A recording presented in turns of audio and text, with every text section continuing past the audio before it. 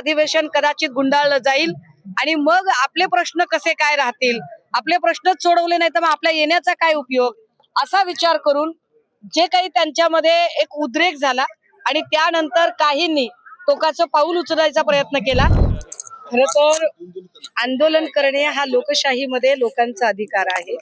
आपलं म्हणणं लोकांपर्यंत पोहोचवणं आणि आपल्या म्हणण्याचा आपल्याला एक न्याय मागणं हा त्यांचा अधिकार आहे. अधिवेशनामध्ये खूप सारे नियम होत असतात, GR निघत असतात, कायदे बनत असतात. त्यामुळे इथल्या इथे चटकन निर्णय व्हावा यासाठी म्हणून आंदोलनं होतात. मात्र आंदोलकांचं म्हणणं जर राज्यकर्त्यांपर्यंत, सत्ताधाऱ्यांपर्यंत पोहोचत नसेल तर त्यांचं चिडचिड होणं फार स्वाभाविक आहे.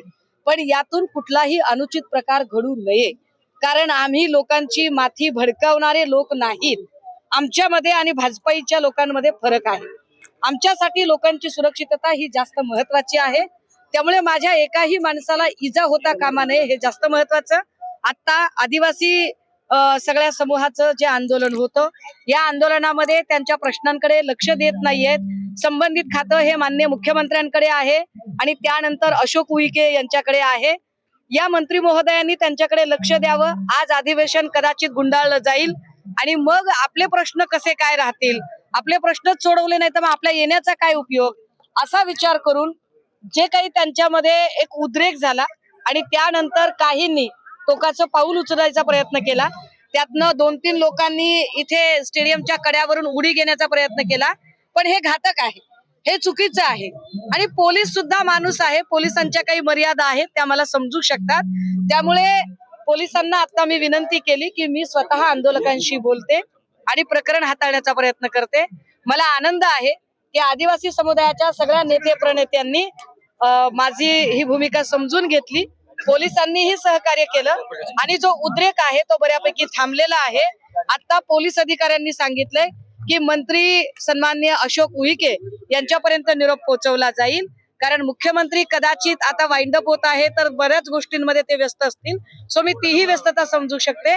पण अशोक उईके यांच्याशी आदिवासी समुदायातल्या 1-2 लोकांना सोबत घेऊन, जे महादेव कोळी समाजातले विशेषतः लोक आहेत यांना सोबत घेऊन मी स्वतः त्यांना भेटेन, बोलेन. पण माझी विनंती असेल अगदी आपल्या माध्यमातून सुद्धा, फक्त आदिवासी कोळी समुदायच नाही तर आंदोलन करणारा प्रत्येक पेंडॉल मधली माणसं, तुमचा उद्रेक, तुमचा संताप, तुमची चिडचिड मी समजू शकते. मात्र त्यासाठी स्वतःला आत्मघातकी निर्णय घेणं हे कदापि मान्य होणार नाही आणि अशा पद्धतीने कुणीही टोकाचं पाऊल उचलू नये.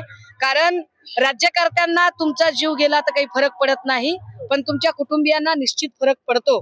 So please think about your family. तुम्ही तुमच्या कुटुंबियांचा विचार करणं हे जास्त महत्वाचं आहे. जान है तो जहान है आणि आपण लढत राहणार आहोत. आपण काही माघार घेतलेली नाही, आपण लढत राहणार आहोत.